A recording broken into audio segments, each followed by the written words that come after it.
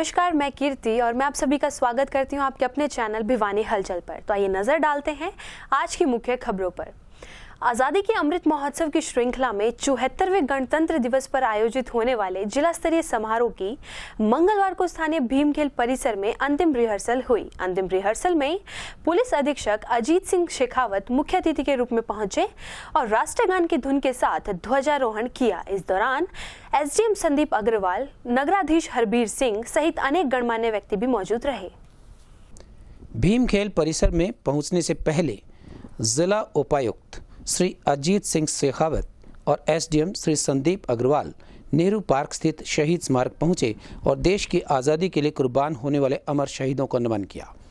उसके बाद भीमखेल परिसर में पहुंचे और राष्ट्रगान की धुन के साथ ध्वजारोहण किया गया।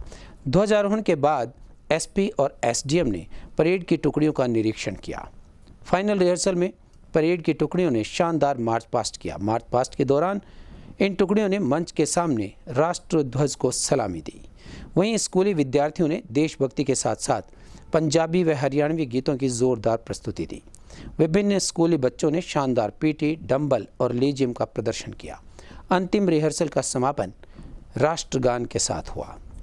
वहीं गणतंत्र दिवस वाले दिन हलवासिया विद्या विहार, डॉक्टर सर्वपल्ली राधाकृष्णन, राजकीय मॉडल संस्कृति वरिष्ठ माध्यमिक विद्यालय, सेंट जेवियर स्कूल, राजकीय कन्या वरिष्ठ माध्यमिक विद्यालय और इन सभी स्कूलों के अलावा राधाकृष्णन सर्वपल्ली स्कूल और आयुष विभाग के सौजन्य से सूर्य नमस्कार और योगासन कार्यक्रम शामिल होंगे। वहीं परेड कमांडर उप पुलिस अधीक्षक मुख्यालय आर्यन चौधरी के नेतृत्व में मार्च पास्ट भी किया जाएगा।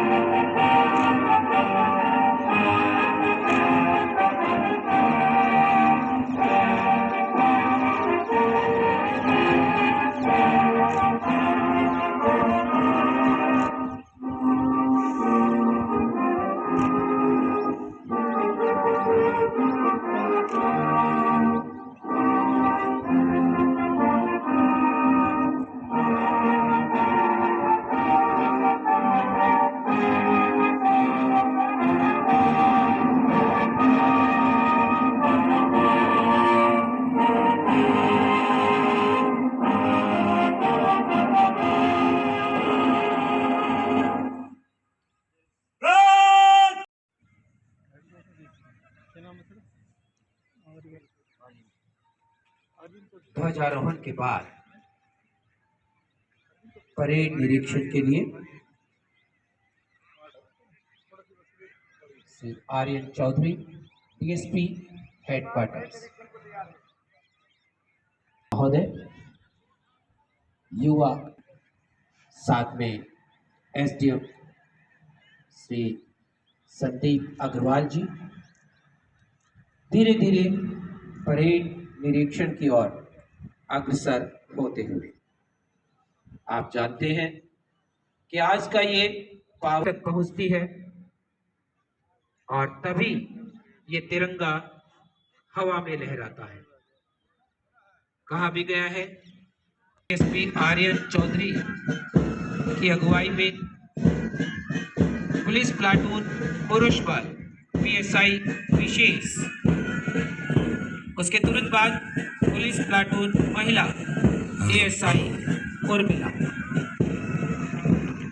होमगार्ड ज्ञानेंद्र, सीना ताने जो खड़े हैं हमारे नौजवान, एनसीसी सीनियर अंडर ऑफिसर तरुण, Diwan Singh, NCC master sergeant Abhishek Singh. और इसके बाद निरीक्षण के लिए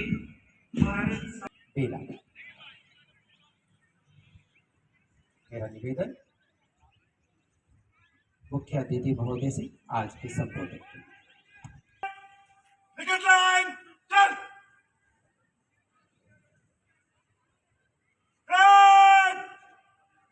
तीन कूच कालम में मंच से गुजरेगा।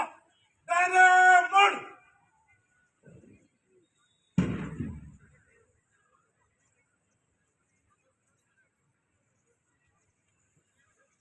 इन्हीं से प्रेरणा लेते हुए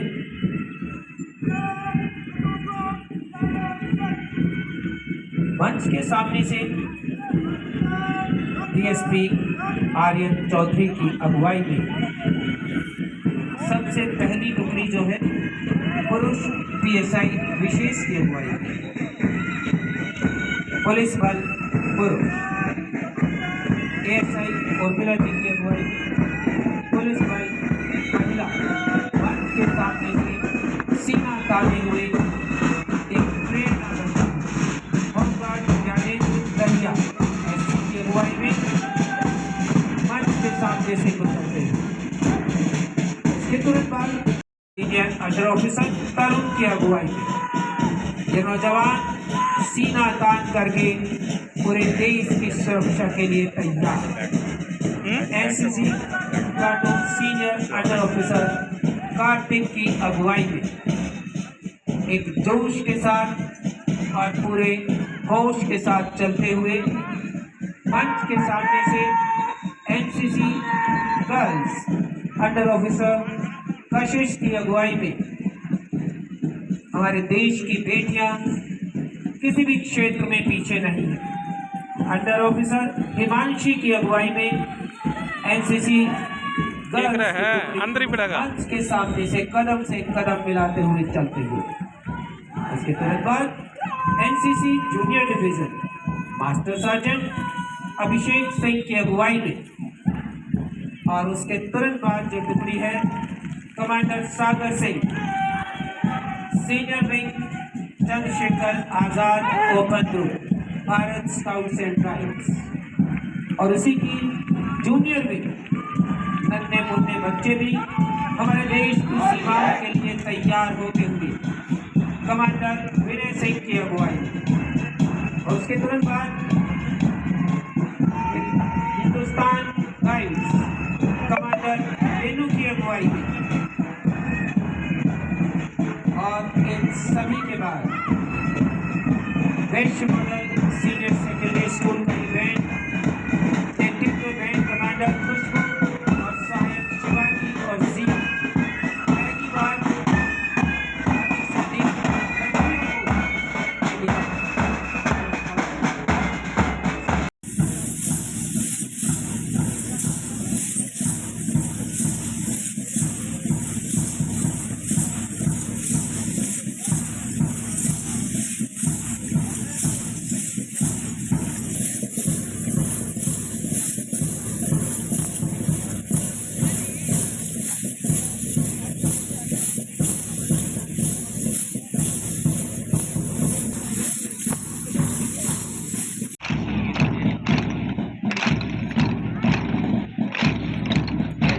टुकड़ी के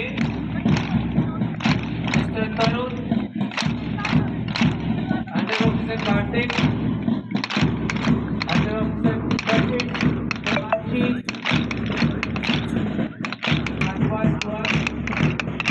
सभी मंच पर पहुंचे।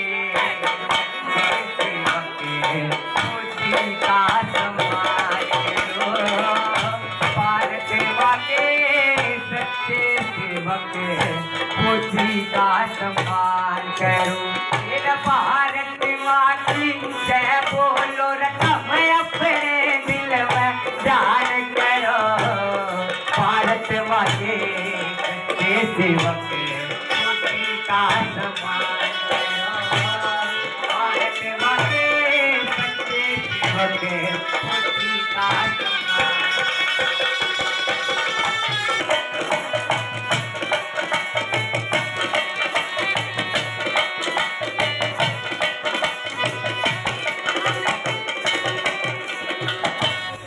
तिरंगे की खातिर रे फौजी जान। शासन भिवानी द्वारा 74वां गणतंत्र दिवस भीम स्टेडियम में आयोजन किया गया है और ये जो आज फुल ड्रेस रिहर्सल थी, इसमें सभी स्कूल्स के ने पार्टिसिपेट किया है और इसमें जो हमारे मुख्य अतिथि रहेंगे 26 जनवरी के लिए गणतंत्र दिवस के लिए, वो माननीय राज्य मंत्री सैनिक व अर्धसैनिक कल्याण विभाग श्री ओम प्रकाश यादव जी रहेंगे, जो कि हमारे यहाँ मुख्य अतिथि होंगे, ध्वजारोहण करेंगे और 26 तारीख को की सारी प्रिपरेशन तैयारियाँ हुई है और सारी कल्चर प्रोग्राम है, परेड है, झांकी है, इन सभी चीज़ का रिहर्सल था तो चैक किया गया है। सभी ने बहुत सराहपूर्वक भाग लिया।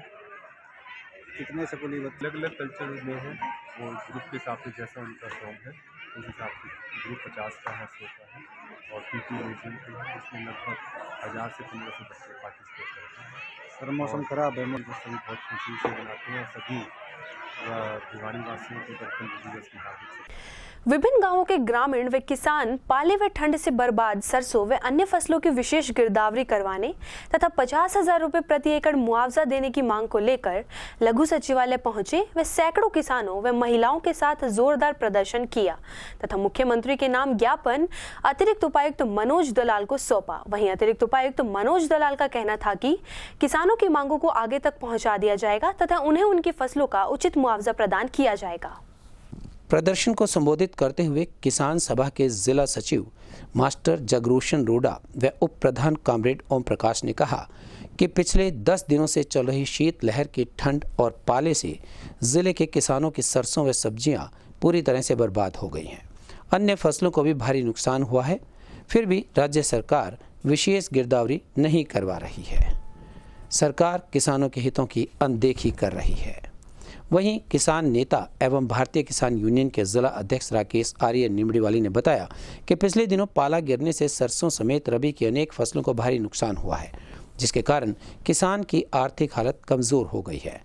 उन्होंने उपायुक्त के माध्यम से प्रदेश सरकार से मांग करते हुए कहा कि पाले से खराब हुई फसलों की शीघ्र से शीघ्र गिरदावरी करवाई जाए और प्रत्येक किसान को प्रति एकड़ के हिसाब से 50,000 रुपये मुआवजा राशि प्रदान करवाई जाए ताकि वो अपनी अगली फसल की समय पर बुआई कर सकें और अपने परिवार का पालन पोषण भी कर सकें। वहीं ग्राम स्वराज किसान मोर्चा के संयोजक व अध्यक्ष ने बताया कि मांगों को लेकर शहर में प्रदर्शन किया गया है। उन्होंने कहा कि बर्बाद फसलों का मुआवजा दिया जाए और इसके साथ ही साथ नगर व ग्राम स्वराज भी लाया जाए। नाम कुलबेरा गांव नीमड़ी वाले, वो हमारे गांव के कम से कम 200 आदमी आए हैं। हमारी सिरसा में जो गड्ढे में पहाड़ ने बिल्कुल पानी बना दिया, इसका अंदर से बूंद दी है। अंदर से देखो, पहाड़ के दिखाएं आपको, ये सारा लाल दाना हो रहा है। ये देख नजदीक से करके बिल्कुल दाना खत्म हो गया, जो कि भी फूस भी भैंस भी नहीं खाएंगे इनको। अगर भैंसों को घेरेंगे तो इसको आग लगानी पड़ेगी किसान को। कितना मुआवजा मांग रहे हैं? 100% का है ये, 50,000 कम से कम 100% माना चाहिए हमारा ये।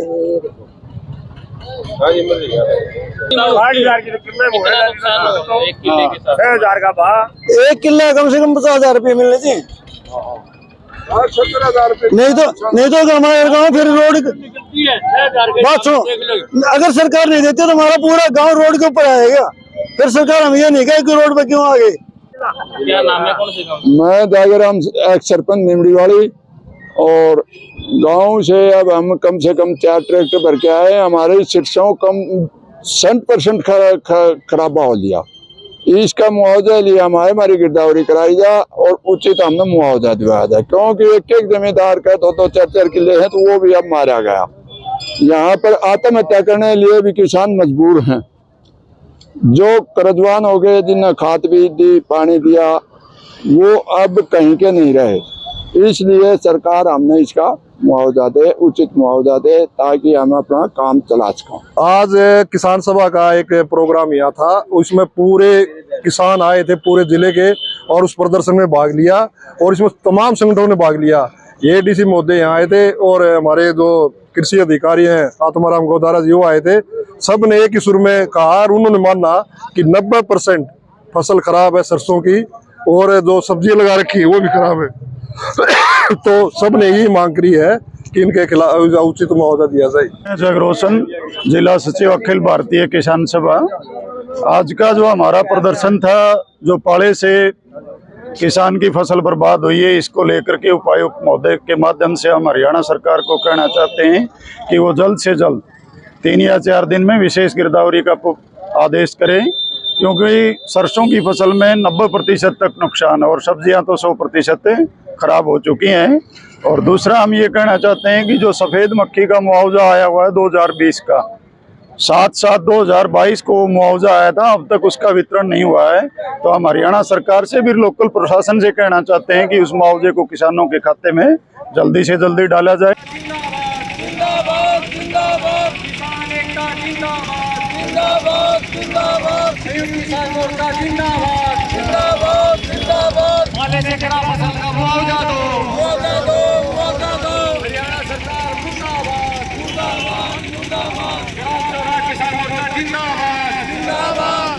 नाम है, क्या कहना चाहिए? मैं जोगेंद्र तालू, जिला संयोजक ग्राम स्वराज किसान मोर्चा। क्या मांग लेकर के? आज हमारी नेताजी सुभाष चंद्र बोस की जयंती पर हमारे ग्राम स्वराज्य किसान मोर्चा की पंचायत हुई। उसमें हमने फैसला लिया कि ग्राम स्वराज्य लागू करो, ग्राम पंचायतों को संपूर्ण अधिकार दो और पाले से बर्बाद हुई फसलों का मुआवजा दो। मैं कैप्टन होशियार सिंह, टिकाऊ खेती टीम कैप्टन, ग्राम स्वराज किसान मोर्चा के अध्यक्ष, भारतीय किसान यूनियन के संस्थापक सदस्य। हमारी मुख्य मांग है कि ग्राम स्वराज्य लाया जाए और ग्राम स्वराज्य बहुराष्ट्रीय कंपनियों का विकल्प है और WTO जो है उसका भी विकल्प है। और इसमें अगर ग्राम स्वराज्य लाया जाए, स्थानीय स्वशासन को संपूर्ण आज़ादी दी जाए, तो गांव अपना काम स्वयं कर सकता है। हमारे पास कच्चा माल है, हम गांव से गरीबी, बेरोजगारी सब चीज़ मिटा सकते हैं, कुटीर उद्योग लगा सकते हैं। जैसे आज़ादी से पहले हमारे गांव स्वावलंबी थे, आत्मनिर्भर थे, हमारे अन्न मुद्रा थी, वस्तु के बदले वस्तु सिस्टम था, खल सिस्टम था, गो आधारित टिकाऊ खेती थी और हम सामूहिक खेती करते थे, सामूहिक कुटीर उद्योग धंधे थे और हमारा बहुत बढ़िया काम चलता था। आज़ादी के बाद हम आर्थिक और राजनीतिक रूप से गुलाम हो गए। हमारा किसानवाद था, गो अर्थशास्त्र था। भारतीय अर्थशास्त्र में गो अर्थशास्त्र आता है। गो अर्थशास्त्र को छोड़ के इन लोगों ने पूंजीवाद में व्यवस्था को बदल दिया, कागज और पत्थर पर आधारित, धातु पर आधारित अर्थशास्त्र लागू किया, जिसकी वजह से चंद लोगों के पास पूंजी इकट्ठी होगी, 100 कार्ड पूंजी। असली पूंजी है अन्न। आज कोरोना में किसान नहीं होता तो ये देश बर्बाद हो जाता। किसान ने इनको सबको बचाया है, तो इसलिए ग्राम स्वराज्य अति आवश्यक है। और ग्लोबलाइजेशन जो इसकी बात कर रहे हैं, WTO की बात कर रहे हैं, वो लोकलाइजेशन से ग्लोबलाइजेशन की तरफ बढ़े। मैं फिर रिपीट करता हूँ, लोकलाइजेशन से ग्लोबलाइजेशन की तरफ जाकर भारत को लोकतांत्रिक मजबूत देश बनाकर भारतीय मूल मंत्र सर्वे भवन्तु सुखिनः सर्वे भवन्तु निरामया वसुधैव कुटुम्बकम् के रास्ते पर जाया जा सकता है। और बाकी ये थोती बातें भारत को आत्मनिर्भर बनाने हैं, ये सब बकवास है। हमारा नारा है, नगर स्वराज लाओ, ग्राम स्वराज लाओ, नगर को आत्मनिर्भर बनाओ, गांव को आत्मनिर्भर बनाओ। और जितनी संवैधानिक हमारी सत्ता, वित्त और बजट का विकेंद्रीकरण करे और गांव को और नगर को सारी वित्त की पावर दें। केवल राज्य और केंद्र सरकार सारी पावर लेके बैठ गई, ये कौन सा लोकतंत्र है? ये हम लेकर रहेंगे। ये हमारा जन्मसिद्ध अधिकार है, संवैधानिक अधिकार हमारा सबका है। तो इसलिए आज हम ज्ञापन दे रहे हैं। आज विभिन्न गाँव के किसान आए, क्या कहना चाहते? किसानों ने हमें ज्ञापन दिया है फसल की बर्बादी का, क्योंकि पिछले दिनों सर्दी अपने चरम पे रही है। तो एक बार फिर से मैं आपके माध्यम से ये कहना चाह रहा हूँ कि प्रशासन के हाथ में ज्ञापन के संबंध में जो शक्तियाँ हैं वो इतनी ही हैं कि अपनी उचित टिप्पणी के माध्यम से सरकार को भेज दिया जाए और माननीय उपायुक्त महोदय की उचित टिप्पणी के साथ उसको त्वरित रूप में हम आज ही भेज देंगे। ये आश्वासन और विश्वास हम आप लोगों के माध्यम से सभी किसानों को भी और आपको भी ये दिलवाना चाह रहे हैं कि वो भेज दिया जाएगा आज। किसानों से क्या अपील करना चाहिए, क्योंकि लगातार अब किसानों से मैं एक अपील करना चाहूँगा कि वो अपनी मांग के लिए थोड़ा धैर्य अवश्य रखें, क्योंकि कई बार होता है कि हम जल्दबाजी में चीज़ें अगर जाम लगा देते हैं या कोई ऐसी चीज़ कर देते हैं जिसमें हमारे अपने ग्रामीण बंधुओं को ही ज़्यादा नुकसान होता है, उन साथियों को ही नुकसान होता है जिन्हें घर से निकल करके कोई किसी बीमार को जाना होता है, किसी गरीब को जाना होता है, किसी व्यक्ति को जल्दी पहुंचना होता है। तो सरकार प्रयासरत है सचमुच, क्योंकि पुराने रूप में भी हम देखें तो वो अनुभव इस तरह के हैं कि सरकार किसानों की बात को सुन रही है और उसके अनुसार फैसला भी कर रही है। Anti vehicle theft staff Bhiwani को एक बड़ी सफलता हासिल हुई है। Anti vehicle theft staff Bhiwani ने बिना लाइसेंस के अवैध हथियार रखने के मामले में एक आरोपी को गिरफ्तार कर लिया है। आपको बता दें कि पुलिस टीम के द्वारा आरोपी से 3 देसी पिस्तौल, 3 मैगनीज व 6 जिंदा कारतूस बरामद किए गए हैं। वहीं जांच इकाई के द्वारा आरोपी को 1 दिन के पुलिस रिमांड पर हासिल किया गया है व रिमांड अवधि के दौरान आरोपी से गहनता से पूछताछ जारी है। पुलिस अधीक्षक भिवानी श्री अजीत सिंह IAS ने जिला पुलिस को जिले में बिना लाइसेंस के अवैध हथियार रखने वाले व बेचने का कार्य करने वाले व्यक्तियों के विरुद्ध प्रभावी पुलिस कार्यवाही अमल में लाए जाने के निर्देश दिए हुए हैं। इन्हीं निर्देशों के तहत कार्यवाही करते हुए anti vehicle theft staff Bhiwani के इंचार्ज उप निरीक्षक कृष्ण कुमार अपनी टीम के साथ गश्त पड़ताल करते हुए हनुमान गेट चौक भिवानी पर पहुंचे। पुलिस टीम को विश्वसनीय सूत्रों से सूचना प्राप्त हुई थी कि एक व्यक्ति दादरी गेट पर कहीं जाने के इंतजार में खड़ा हुआ है, जिसके पास काफ़ी मात्रा में बिना लाइसेंस के अवैध हथियार हैं। पुलिस टीम के द्वारा प्राप्त सूचना की महत्वता को देखते हुए बताए गए स्थान पर रेड करके इस व्यक्ति को बिना लाइसेंस के अवैध हथियारों के साथ गिरफ्तार किया गया। गिरफ्तार किए गए आरोपी की पहचान परमानंद पुत्र मामन चंद निवासी ढाना लाडनपुर के रूप में हुई। वहीं पुलिस टीम के द्वारा गिरफ्तार किए गए आरोपी से 3 देसी पिस्तौल, 3 मैगजीन और 6 जिंदा कारतूस भी बरामद किए गए हैं। कल मैं अपनी टीम के साथ हनुमान गेट पर ड्राई गश्त पड़ताल ड्राइव मौजूद था, तो मुखबिर ने सूचना दी कि एक लड़का परमानंद सन ऑफ मामन चंद गांव ढाना लाडनपुर का रहने वाला है, जो कि दादरी गेट पर खड़ा है और असले खरीदने का और बेचने का काम करता है। तो मैंने मुखबिर की बात को सच्ची मान करके और मुखबिर ने बताए हुए के मुताबिक दादरी गेट पर पहुंचा तो एक लड़का जिसका नाम परमानंद था वो खड़ा मिला। उसकी तलाशी ली। तलाशी लेने पर उसकी पहनी हुई कोटी की जेब से और एक पैंट की जेब से 3 पिस्तौल बरामद हुए और तीनों पिस्तौलों को खोल के चेक किया तो तीनों लोडेड मिले। प्रत्येक पिस्तौल में 2-2 राउंड मिले और ये परमानंद है, इसके खिलाफ पहले भी मुकदमे दर्ज हैं 2021 और 22 में, और एक पुराना मुकदमा है 2007 का। तो अपराधी प्रवृत्ति का आदमी है ये, और अभी इसके बारे में और गहनता से पूछताछ की जा रही है। और ये असले जो है इसका एक साथी है संदीप सन ऑफ हंसराज, ये कोट रोड का रहने वाला है। उसके ऊपर भी कई मुकदमे हैं पहले और उससे खरीदे थे इसने, उसकी भी तलाश जारी है। अब तक इसने ये पिस्तौल मंगवाए थे, अब तक किसी से बेचे नहीं, परंतु मंगवाए थे इसने और इसने कोई अब तक को गाहक नहीं मिला, इसलिए अपने पास ले रहा था ये और बेचने के फिराक में था। थाना औद्योगिक क्षेत्र पुलिस ने शहर भिवानी में मोटरसाइकिल चोरी की वारदात को अंजाम देने के मामले में एक आरोपी को गिरफ्तार करने में सफलता हासिल की है। वहीं पुलिस टीम के द्वारा आरोपी से चोरी की गई 5 मोटरसाइकिल को बरामद किया गया। जांच इकाई के द्वारा आरोपी को माननीय न्यायालय में पेश किया गया, जहां माननीय न्यायालय ने आरोपी को जिला कारागार भेजने के आदेश दिए हैं। थाना औद्योगिक क्षेत्र भिवानी के अंतर्गत पुलिस चौकी सब्जी मंडी के इंचार्ज सहायक उप निरीक्षक मनीष कुमार ने जानकारी देते हुए बताया कि पुलिस अधीक्षक भिवानी श्री अजीत सिंह IAS ने जिले में वाहन चोरी की घटनाओं को गंभीरता से लेते हुए ऐसी वारदात करने वाले आरोपी को पकड़ने के लिए निर्देश दिए थे। इसी कड़ी में सब्जी मंडी चौकी पुलिस द्वारा रोहतक गेट भिवानी से एक व्यक्ति को चोरी की मोटरसाइकिल के साथ गिरफ्तार किया गया।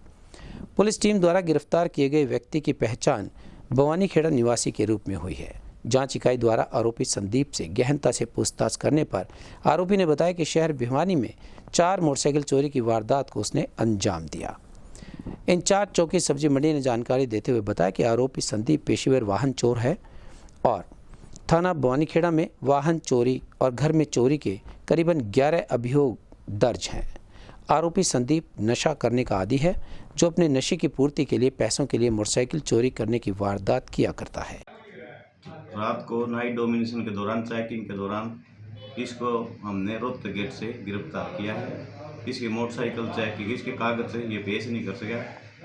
तो जब हमें से गहनता से पूछताछ की तो ये मोटरसाइकिल चोरी की मिली और इसने 4 वारदात भिवानी डिस्ट्रिक्ट की कर रखी हैं, 1 जिला रोहतक कलानौर की कर रखी है।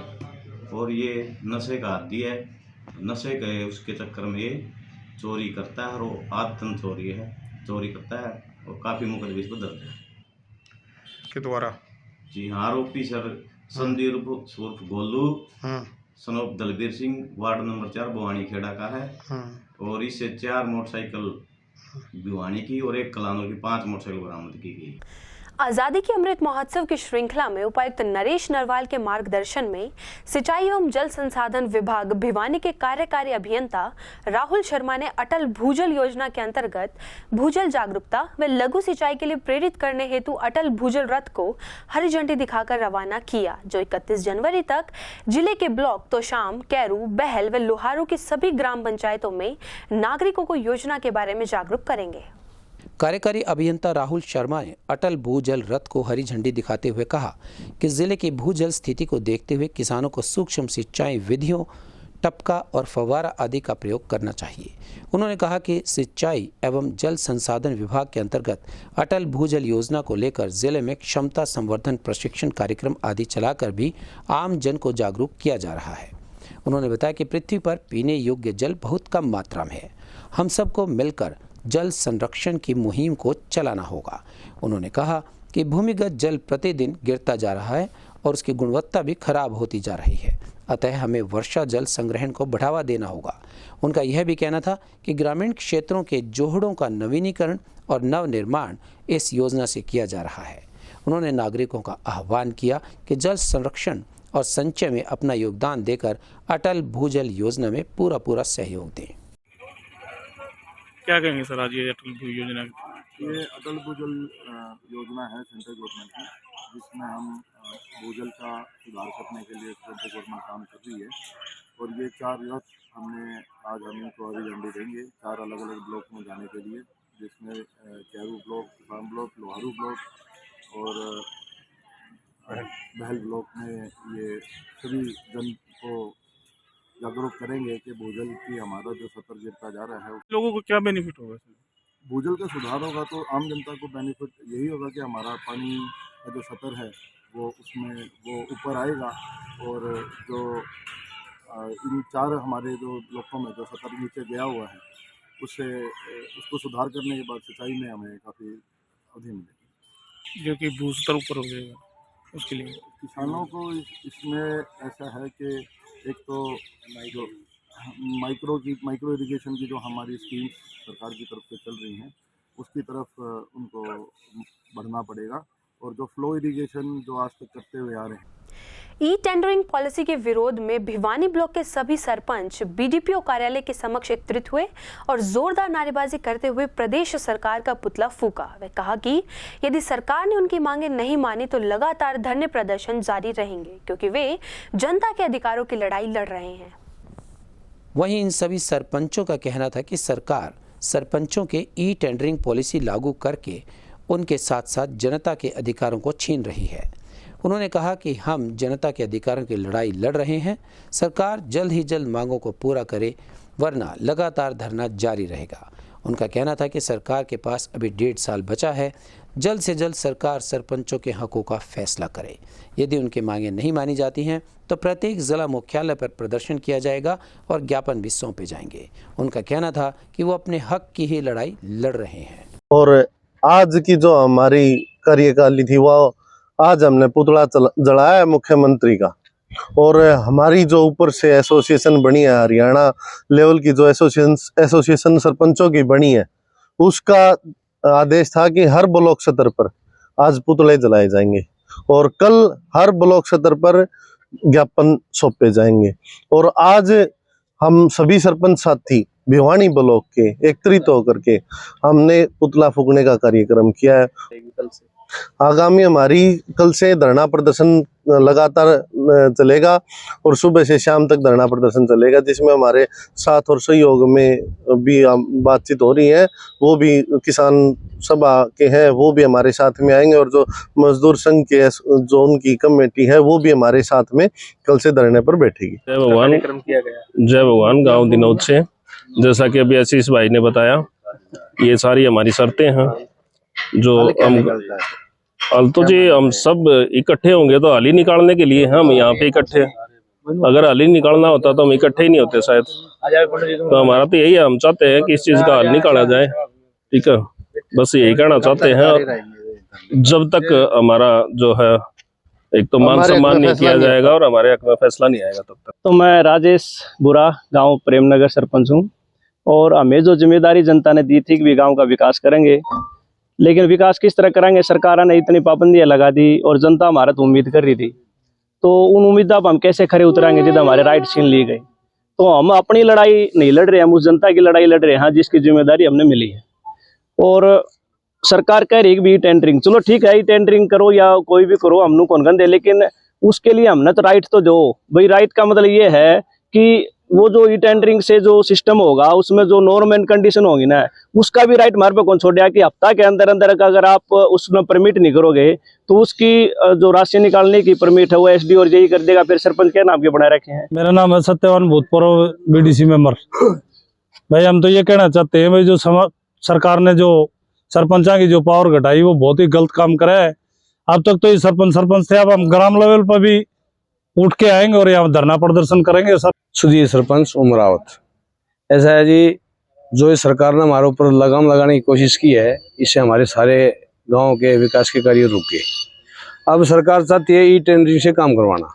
ई टेंडरिंग से काम करवाने का मतलब हमें पहले बताओ, 18% 18.5% तो जीएसटी चली जाएगी। 20 लाख का काम है, 18.5% जीएसटी चली गई। 10% गवर्नमेंट की स्कीम है कि पर जो ठेका लेगा वो 10% उसको मार्जिन चाहिए, नहीं तो क्यों लेगा। 10% उसमें चलेगा, 3 लाख तो चलेगा यो। फिर भाई जो भी जिसका भी जो कमीशन है कि गवर्नमेंट ने ला रखा है, उनका वो कमीशन वो भी देंगे। करीबन 1.5 साल तक होमगार्ड व फायरिंग की ट्रेनिंग लेने के बावजूद लगभग 450 युवाओं का ट्रेनिंग सर्टिफिकेट उन्हें नहीं मिला है। इसी कड़ी में युवा अभ्यर्थी होमगार्ड कार्यालय पहुंचे व जमकर नारेबाजी की। वे कहा कि सर्टिफिकेट ना मिलने से उन्हें होमगार्ड के पदों पर आवेदन करने व बंदूक का लाइसेंस बनवाने में दिक्कत आ रही है। साथ ही उन्होंने चिताते हुए कहा कि यदि जल्द ही उन्हें सर्टिफिकेट नहीं मिला तो आने वाले समय में वो सड़कों पर उतरेंगे। इस मौके पर युवाओं ने बताया कि वे काफ़ी दिनों से कार्यालय के चक्कर लगा रहे हैं, लेकिन सर्टिफिकेट नहीं दिया जा रहा। उनका कहना था कि उन्होंने फ़ीस देकर बड़ी मुश्किल से फायरिंग की ट्रेनिंग ली है, अब सर्टिफिकेट की बात पर गोलमाल जवाब उन्हें मिल रहा है। उन्होंने 1 सप्ताह की चेतावनी देते हुए कहा कि जल्द से जल्द उन्हें ट्रेनिंग सर्टिफिकेट दिया जाए ताकि आने वाली वैकेंसीज़ पर वो आवेदन कर सकें और अपना लाइसेंस भी बनवा सकें। इन अभ्यर्थियों ने कहा कि सर्टिफिकेट नहीं मिला तो सड़कों पर उतरने के लिए वो मजबूर हो जाएंगे। नाम मेरा जी मोनू चौधरी है। मामला ये है, हमारे होमगार्ड की वह ट्रेनिंग हुई थी। पहले तो ट्रेनिंग खातर पूरा धक्का लग गया, फिर फायरिंग खातर लग गया। ये 3-4 महीने हो गए फायरिंग हुए, सर्टिफिकेट नहीं मिल रहे हमारे। उसके लिए हमारे भाई बंधु सारे अपने, वैसे तो 200-250 बालक हैं, मगर कुछ कारण तक कुछ नहीं आ पाए और हमारा ये भाईचारा इकट्ठा होया और हम सर्टिफिकेट खातर हमारी ये गोल मोल जवाब देने लग रहे हैं। क्या मांग ये है, हमारा सर्टिफिकेट हमने दे दो और मांगना हमने नो तो कहने देखो, तो हमारी मांग ये है कि हमारे सर्टिफिकेट हमें जल्दी से जल्दी 5-7 दिन के अंदर अंदर हमारे सर्टिफिकेट हमें मिलने चाहिए। ना मिले तो ये तो भाई थोड़े हैं, 200, 250, 300, 400 जैसे बालक हमारे जिनके सारे कर एक बैच हो रहा है, एक हमारा बैच है 200 का, एक 200 का बैच अलग है। ये सारे भाई बंधु इकट्ठे होगी अपना रोड पर। सुनील पंगाल नाम है और हमने अप्रैल में यहाँ सब भाइयों ने 250-300 थे तो सब ने फीस जमा करवाई थी। उसके बाद 5-4 महीने तो इन्होंने ऐसे ही निकाल दिए, ना तो फायरिंग करवाई ना कोई और प्रोसेसिंग की। फिर उसके बाद यहाँ इकट्ठे हुए, मोनू भाई साहब भी आए थे और सारे भाई इकट्ठे होके आए, तो इनसे रिक्वेस्ट करी 3-4 बार आने के बाद, तो इन्होंने हमारी फायरिंग करवाई 3 नवंबर को। फिर उसके बाद ये कह रहे थे कि 1-1.5 महीने में हम आप सबको सर्टिफिकेट इशू कर देंगे। उसके बाद से हम 3-4 बार इकट्ठे होके इनसे मिल लिए, ना तो हमें कोई संतोषजनक कोई जवाब दे रही हैं, गोल मोल जवाब दे रहे हैं कि हाँ हो जाएंगे, अभी भेजे नहीं है, ये सब कह रहे हैं। तो काफ़ी परेशानी आ रही है। भाई दूर दूर से कोई प्राइवेट काम कर रहा है अपना, कोई कुछ कर रहा है, तो उस वजह से काफ़ी अपना काम छोड़ के भी आ रहे हैं। गांव पालुआस निवासी रक्तदाता प्रदीप की स्मृति में भिवानी के फ्रीडम ब्लड बैंक में पालेराम ट्रस्ट द्वारा 30वें रक्तदान शिविर का आयोजन किया गया। शिविर में 55 रक्तदाताओं ने रक्तदान किया। वह रक्तवीर राजेश डुडेजा द्वारा 111वीं बार इस शिविर में रक्तदान किया गया। वह कहा कि हमें अपने जीवन में रक्तदान अवश्य करना चाहिए, क्योंकि इससे बड़ी कोई मानव सेवा नहीं है। इस अवसर पर मुख्य अतिथि पालेराम ट्रस्ट के संस्थापक सुरेंद्र सब्रवाल ने बताया कि हमें अपने जीवन में रक्तदान अवश्य करना चाहिए, क्योंकि इससे बड़ी मानव सेवा कोई नहीं है, जिससे किसी भी दुर्घटनाग्रस्त व्यक्ति, गर्भवती महिला, डेंगू से ग्रस्त रोगी की जरूरत पड़ने पर उसका जीवन बचाया जा सके। वहीं शिविर में रक्तदाता प्रदीप के बड़े भाई मुकेश ने बताया कि आज उसके भाई की याद में 3रे रक्तदान शिविर का आयोजन किया गया है। उन्होंने बताया कि प्रदीप एक जागरूक रक्तदाता था तथा अन्य लोगों को भी रक्तदान के लिए प्रेरित करता था। उन्होंने बताया कि वह अब अन्य लोगों को भी रक्तदान के लिए प्रेरित करेंगे और हर साल उसकी याद में रक्तदान शिविर का आयोजन किया जाएगा। वहीं रक्तवीर राजेश डुडेजा ने बताया कि प्रदीप एक अच्छा रक्तदाता था, इसलिए उसकी याद में रक्तदान शिविर का आयोजन किया गया है, जो कि हर वर्ष लगाया जाएगा। जहां रक्तवीर राजेश डुडेजा ने 111वीं बार रक्तदान किया, वहीं अनेक अन्य युवाओं ने भी इस अवसर पर रक्तदान किया।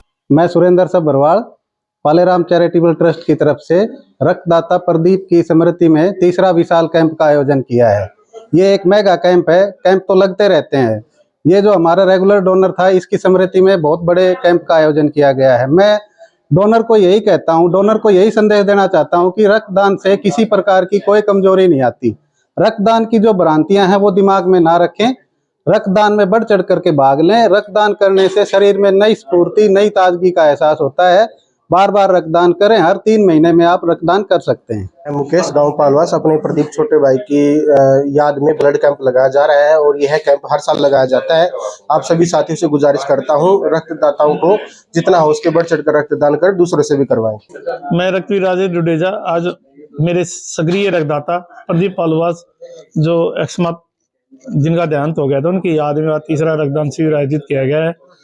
और इसमें जो रक्तदाता साथी हैं बढ़ चढ़ कर भाग रहे। प्रदीप एक अच्छा रक्तदाता था, उसने रक्तदाताओं को जोड़ने का अच्छा प्रयास किया था, इसलिए उसकी याद में हम हर साल कैंप लगाते हैं। अब हर साल इसके लिए एक बेस्ट डोनर और बेस्ट कैंपर, जो सबसे ज्यादा रक्तदान के कैंप लगाएगा उसको अवार्ड दिया जाएगा, और जो बेस्ट सबसे ज्यादा डोनेट करेगा, हमने इसके लिए बाकायदा स्पेशल रजिस्ट्रेशन करवा रहे हैं सरकार से, और हर साल हम ये अवार्ड एक डोनर और एक उसको देंगे।